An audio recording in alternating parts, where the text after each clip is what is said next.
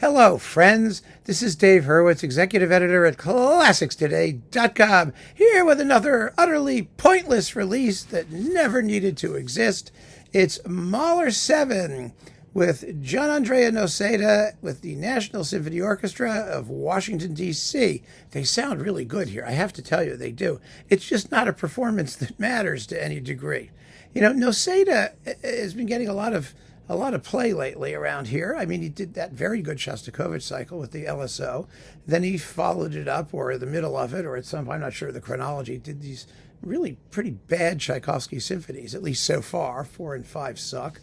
And now this has come out. And, you know, one of the problems with all of these orchestras that make their own recordings is that when you have the inmates running the asylum, there isn't much I would say, expertise on the side of just saying, no, we don't want to do this. They have to do what they have. They don't have choice. You know, it's not like a label getting right. And they do beautiful work, by the way. Look at this. It's a hardcore, hardcover book. It's nicely packaged. The notes are excellent. It's a beautiful presentation. The problem is that the performance just isn't terribly interesting. Noseda has a little blurb here. It's always difficult for me to decide which work stands out among Mahler's symphonies. Whenever I conduct one, I tend to feel that that particular symphony is the greatest. After recording the seventh with the superb artistry of the NSO musicians, I formed a special bond with it. For the moment, the seventh holds a very dear place in my heart, and I hope you enjoy it as much as I do. Well, that's very nice.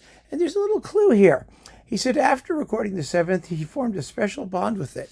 Well, I would suggest that the time to form the special bond with it is before you make the recording, not when it's too late, afterwards. Just saying. You know, because there are things here, there are a couple nice things here. Actually, the best thing about this entire performance is the very end of Nachtmusik 1, where Noseda has two separate suspended cymbals, a very different timbre for those two soft suspended cymbal strokes, and it's marvelous. Absolutely marvelous. Now, if he'd had that kind of timbral awareness throughout the performance, we'd be in business. It would be fun to listen to because Mahler 7th has some of his most exotic and eccentric and eerie and fabulous orchestration. But a lot of those details, frankly, go for nothing in this performance, and it's a shame. The very opening is okay. You know, he gets that right. But the transition between the introduction and the allegro is one of the most lumpish, just awkward things I've ever heard in this symphony. And there are just dead spots when things slow down, when the tension just drains out of the performance. You know, that moonlit interlude, okay, it's pretty. But again, the retransition back to the allegro, it just doesn't catch fire. It doesn't sound inevitable. The first Nachtmusik, aside from those last cymbal swooshes at the very end, it's too quick. It has very little atmosphere. You know, there's the sort of second theme, da da da da da da da, ya da da da da da da da. When it comes back the second time, it has this little accompaniment of pizzicato strings and glockenspiel going chunk, chunk, chunk, chunk, chunk, chunk, chunk, chunk, chunk, with cowbells in the background, and all this. I remember the first time I heard it, and my mother walked into the room and she said, it sounds like some sort of Chinese festival with brightly lit lanterns and all that. Yes, it does. It can. It should. Here it doesn't. It just has, it has no color. The scherzo is just fast. It's fast and not nearly spooky enough. I mean, that could be so creepy and so wonderful, and it's so much fun. But he just races through it. He gets through it in under 9 minutes. It needs to have a more awkward feel. The waltz, ba-da-ba, da-da-da-da-da, da-da-da-da, ba-da-ba.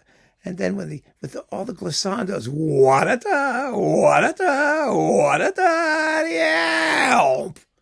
I mean, it's got to be exaggerated. It needs to be grotesque. It ain't grotesque. The second Nachtmusik, again, it's speedy. It's speedy. The guitar and harp and mandolin timbres are insufficiently distinguished, but I think that could be a function of the live recording, which is otherwise very good. And then the finale. Oh, the finale.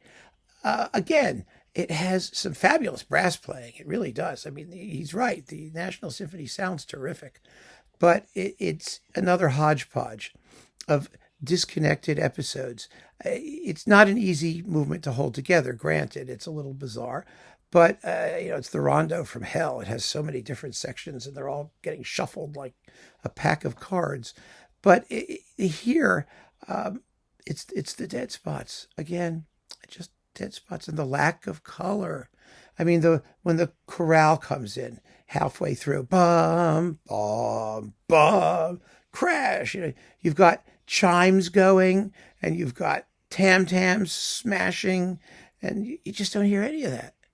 It's just not there, and so you're missing big hunks of Mahler's texture, and as a result, the piece tends to fall flat. So I am sure that if I had been there, for the concert, it would have been a very enjoyable occasion. I mean, it's a good subscription concert, but we don't need recordings of good subscription concerts.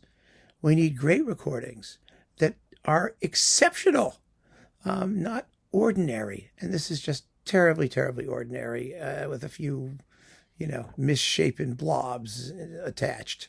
So keep on listening, friends. Thanks for joining me. Take care.